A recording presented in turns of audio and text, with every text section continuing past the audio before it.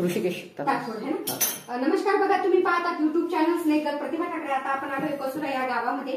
तो घरी आपण इथून एक साप रेस्क्यू केलेला आहे. त्याच्यानंतर पुण्यात मी ऋषिकेश ताथोड त्यांचे हे घर आहे. त्यांनी पाहिलेला एक साप इथं जाताना बाहेरूनच आला असणार आहे, कारण की स्टाईलचे घर आहे. आपण याच्यावरचा पूर्ण पसारा पहिले काढून घेतलेला आहे नागी. तर पाहू शकताय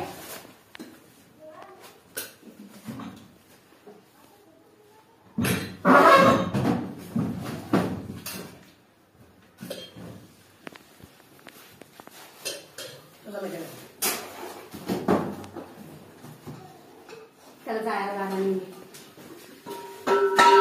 स्टिक. तर बघा, आपण काढता क्षणात लगेच तो बाहेर आलेला आहे. बाहेरूनच कुठून तरी आलेला असणार आहे.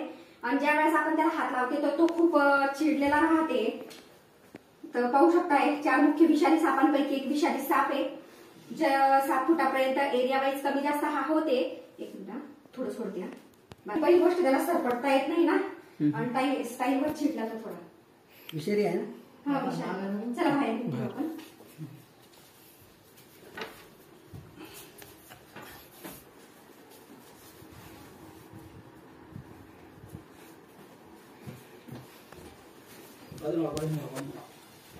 आवाज करते. आवाज करायला हा आवाज तर कधी नसणार.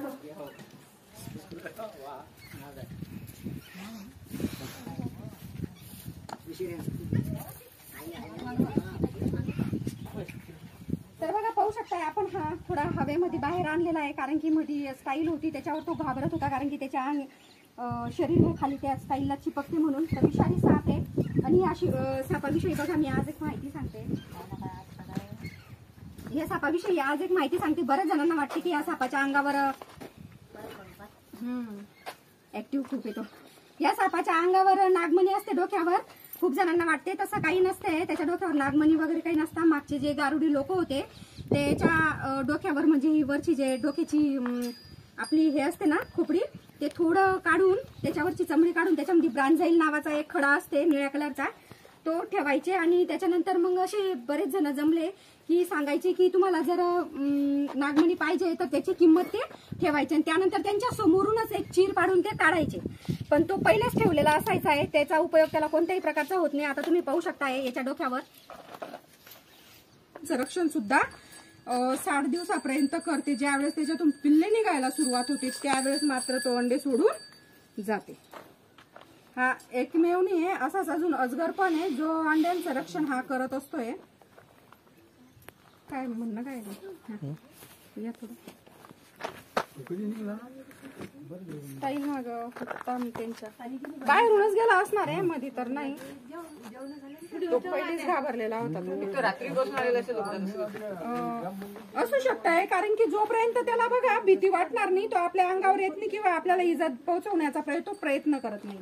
पण ज्यावेळेस जसं मी पहा तो केव्हापासून त्या अलमारी खाली होता, पण कोणालाही त्याला त्रास दिला नाही. परंतु जेव्हा मी ते अलमारी काढली त्याच वेळेस तो जसा त्यावेळेसही तो पळून जायचा प्रयत्न केला त्यांनी. डायरेक्ट अंगावरून नाही आला. तो अंगावर सहसा तो येतच नाही. लावून टाकली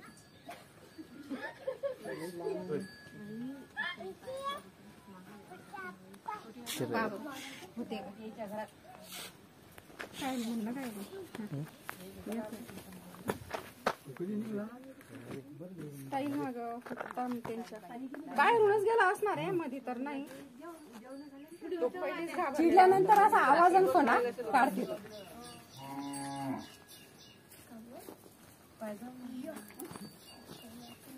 त्याचीच तर ट्रेनिंग घेतलेली राहते.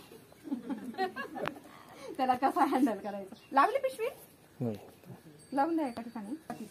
नाही नाही अशी अशी दादा अशी अशी.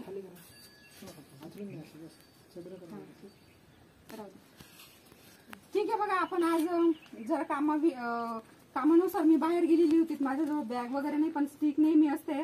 आणि आज थोडी पिशवी ही छोटी आहे, त्या कारणाने त्याला नाही टाकून. आपण हा साप दुपारी रेस्क्यू केलेला होता. तर जशी आता संध्याकाळ झालेली आहे, रात्र झालेली आहे, तर आपण याला पर्यावरणामध्ये व्यवस्थितपणे मुक्त करत आहोत. आणि तो सुरक्षितपणे बघा निसर्गामध्ये चाललेला सुद्धा आहे. असेच अजून नवनवीन व्हिडिओ पाहण्यासाठी आमचे चॅनल लाईक करा, शेअर करा, सबस्क्राईब करा. धन्यवाद.